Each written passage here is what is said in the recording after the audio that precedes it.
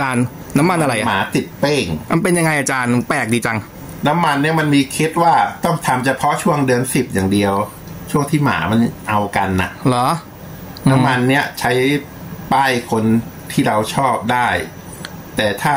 เด็ดเลยก็ใช้ทาของลับก่อนที่จะเอากันน่ะเหรอมันเป็นกรรมคุณอย่างแรงเลยติดเลยผู้หญิงก็ได้ผู้ชายก็ใช้ได้ผู้หญิงก็ใช้ดีใช่ทาหัวนมทาอวัยวะได้หมดได้หมดมีคาถาอะไรก่อนใช้ด้วยไหมอันนี้มีให้โอ้แปลกดีจังเลยมันเป็นว่านไม่ได้เป็นพายนะอันนี้เป็นวิชาอ๋ออันนี้เป็นของทางเหนือเหมือนกันเหรอของอีสานโอ้